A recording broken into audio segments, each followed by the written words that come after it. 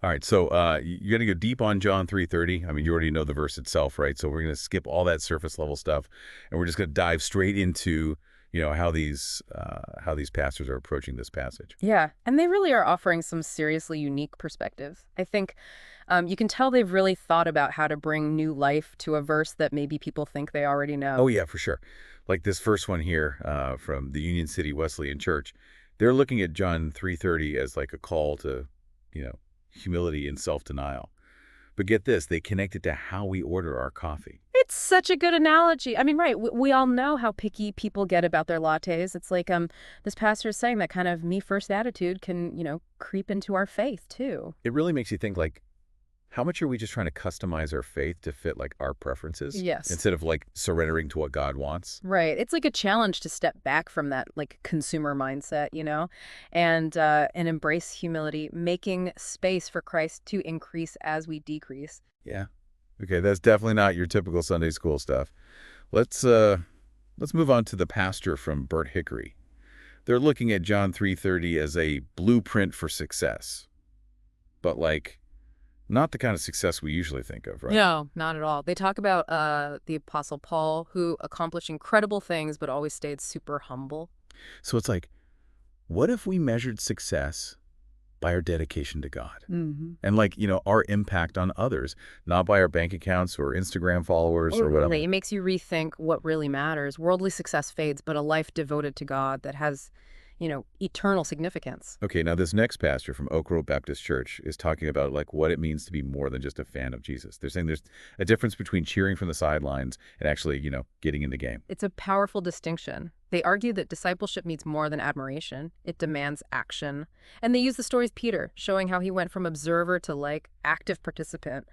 And Peter definitely messed up sometimes, but he was willing to like put everything on the line for Jesus, which is kind of scary when you think about it. Right. It's a challenge to move beyond just like a comfortable passive faith and step into, active discipleship, even when it's tough. Okay, now get ready for this one.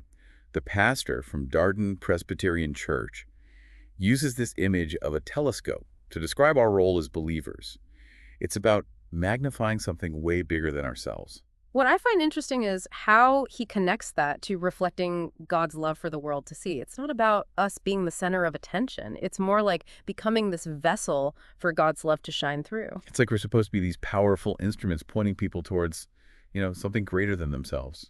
I love it. All right, now Purcellville Baptist Church brings us the power of LS. It's like they're flipping the script on how we think about strength and victory. Yeah, they emphasize that God often works in unexpected ways. Yeah. They bring up the story of Gideon. God, like, intentionally shrinks his army down to this tiny force, just 300 men, and they still win. It makes you think, like, do we always need to, like, charge ahead with our own strength? Or is there, like, power in stepping back and letting God take over, It's a great question. Maybe true strength is about recognizing our limitations and, surrendering to something bigger than ourselves. Okay, last one for this part of our deep dive. Solid Rock Church talks about making space for God in our lives. And they're not just talking about like making time for prayer or Bible study. They mean decluttering our inner world, Yeah. our worries, anxieties, even our own desires. Because, let's be honest, our lives can get pretty crowded. We're constantly bombarded with information, distractions, and demands on our time and energy. For sure. And it's easy to lose sight of what truly matters in all the chaos. This pastor suggests that by intentionally clearing space for God, we can experience like profound peace and hope, even during tough times. It's like creating a sanctuary, Yeah. like right in the middle of the storm, a place where we can connect with God on a deeper level and let his presence calm our anxieties and, renew our spirits. Yeah, it's recognizing that God shouldn't have to compete with all the noise and clutter in our lives. He deserves a place of honor, a space where he can move freely and work powerfully. Yeah, it's like we're creating this vacuum. And, nature abhors a vacuum. So when we empty ourselves of our own, agendas and desires, it creates that space for God to like fill us with his presence and purpose. It's a really powerful image. Yeah. And it makes me think, like, what does it actually look like to decrease, Yeah. like in our everyday lives? Well, if we go back to the example of Paul that the Burnt Hickory pastor mentioned, it's not about becoming a hermit, right, or giving away all your stuff. Paul was still out there doing things, but his main motivation was always serving God and spreading the gospel. So it's about like shifting our priorities, examining our motives, and asking, Am I doing this for me or for God? Exactly. And that applies to everything, our work, relationships, even our hobbies, social media. It's asking, how can I use this to point people towards Christ, make it about something bigger? Yeah.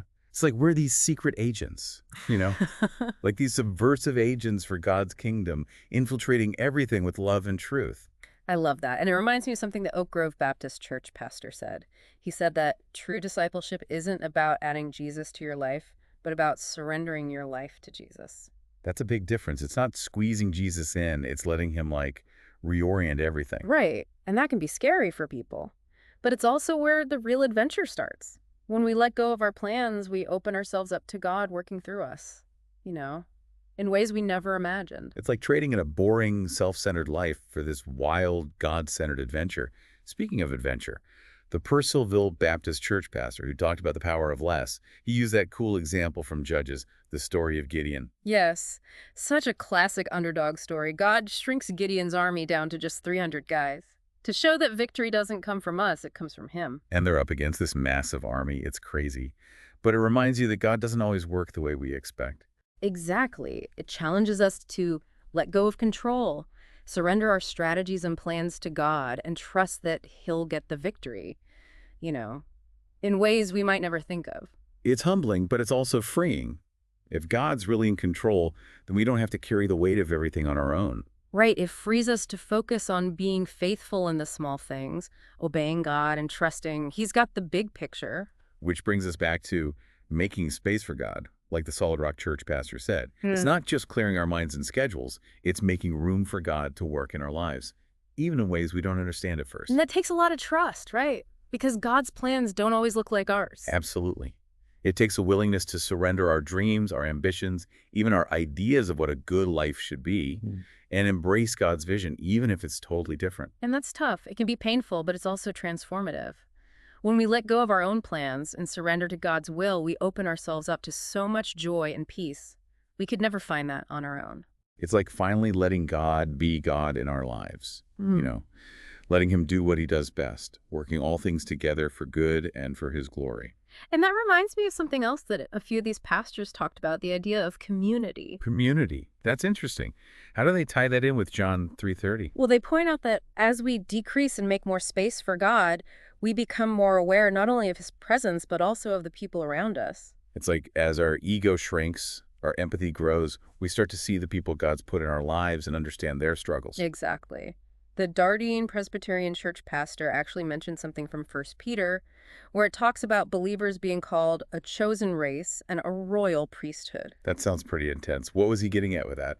His point was that we're not just on this solo spiritual journey, We're part of something bigger. This community, this body of believers representing God's kingdom here on earth. So it's not just about us changing, it's about contributing to the change of everyone. Right. As we each try to live out John 3:30, we help the whole church grow and flourish. And that has this ripple effect, out into the world. We're like instruments in an orchestra, Yeah. each playing our part. And when we do it well, it creates this amazing symphony.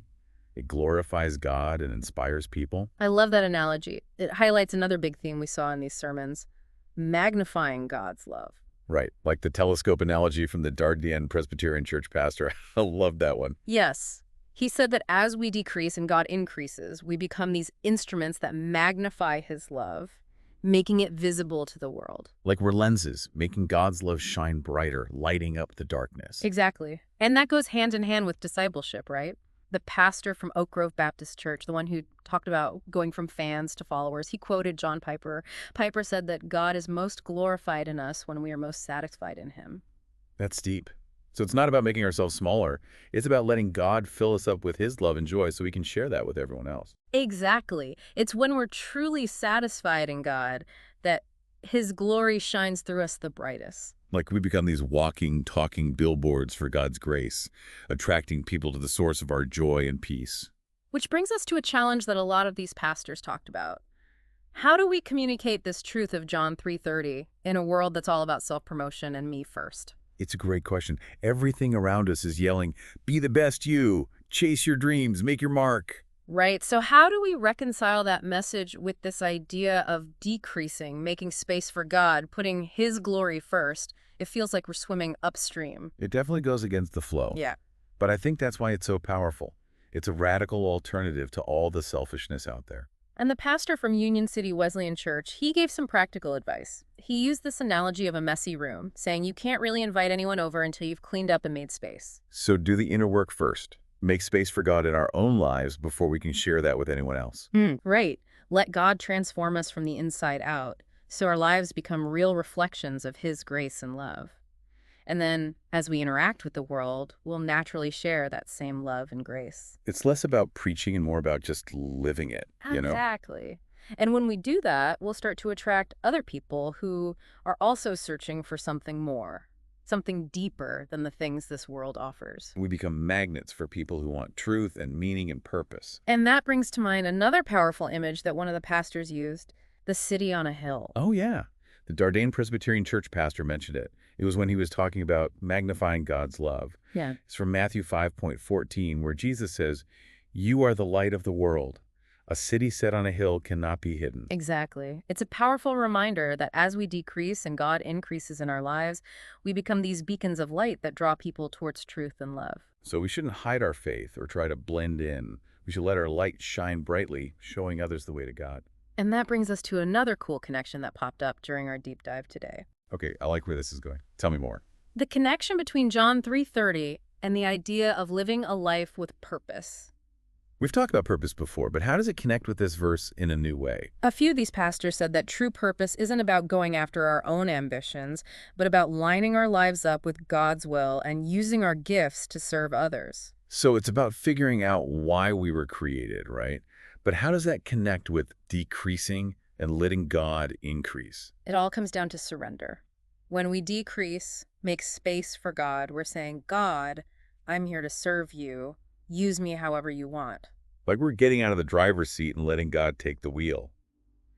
He can guide us to a destination that's way better than anything we could have imagined. Exactly. And that journey of surrender and obedience, that's where we find our true purpose. A purpose that's deeply fulfilling and eternally significant. It's like we're finally living the way we were meant to, using our gifts to make a difference. And the pastor from Burnt Hickory, the one who talked about Paul, he described how a compass, though small, has the power to guide a ship across oceans, leading it safely to its destination.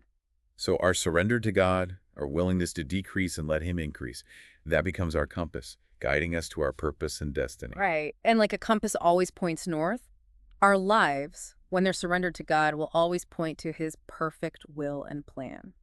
That's a beautiful picture of how purpose, when it's rooted in surrender and trust in God, can lead us on an adventure that's better than anything we could have dreamed of. And that leads us to another fascinating connection that came up today, the connection between John 3:30 and the idea of living a life of significance. Significance. That's a powerful word. How does it connect to this verse specifically? A lot of these pastors emphasize that true significance isn't about worldly success or stuff. It's about making a real impact on people's lives, leaving the world better than we found it.